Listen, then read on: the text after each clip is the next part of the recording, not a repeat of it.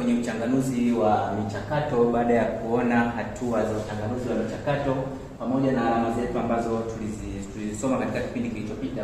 Sasa tunaenda kwa vitendo kuchanganua mchakato wetu. Mwanzo tunaanza kuangalia data zetu ambazo tumepewa. Kuna mwezi, kuna mwaka, kuna miaka, kuna muuguzi pamoja na mwana. Hizi ndizo data zetu ambazo tunatakiwa kuzichunguza. Tutaambiwa chunguza data zifuatazo. Baada ya kuzichunguza, tutaanza sasa hatua ya kwanza ya uchanganuzi wa kuonesha umbo ndani na umbo nje.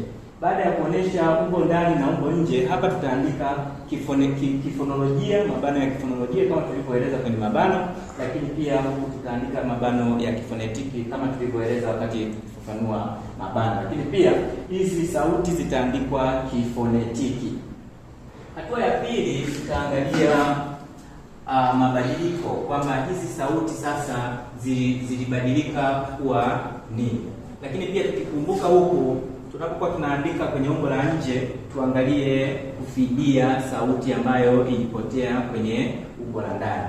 Hivyo kwenye mabadiliko tutaona pale kulikuwa na sauti u ambayo imebadilika kuwa sauti wa. Hivyo tutaona sauti u ilibadilika kuwa sauti wa na sauti i imebadilika kuwa sauti ya, ambayo hapa tutaona i imebadilika kuwa sauti ya. Hatua ya tatu itakuwa ni kubaini mazingira ya mabadiliko, mazingira ilivyojitokeza mabadiliko. Sasa hapa tutakuja kuangalia mazingira yake hapa kwenye umbo la ndani.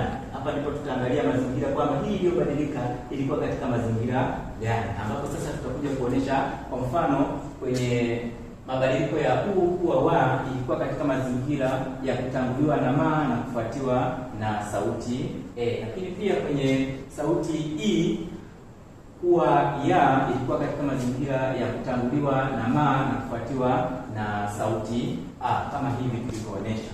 Na hatua ya nne itakuwa ni kutaja mchakato uliojitokeza. Manake kwenye data zetu hapa tunaona kwamba tumetoka kwenye irabu kwenda kwenye kiyeyusho. Manake sasa hapa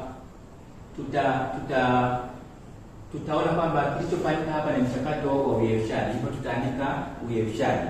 Lakini hatua ya tano itakuwa ni kuunda kanuni, uundaji wa kanuni ya mabadiliko. Hapa kwenye kanuni, kama nilivyosema mwanzo, kwenye hatua hii tunaangalia hatua ya pili na hatua ya tatu kama kuziunganisha. Maana tunaunganisha, maana hapa tutakuja kupata kwamba u ilibadilika kuwa wa katika mazingira ya kufuatiwa na irabu isiyofanana na u, na kwenye i tutasema kwamba i ilibadilika kuwa ya katika mazingira ya kufuatiwa na irabu isiyofanana na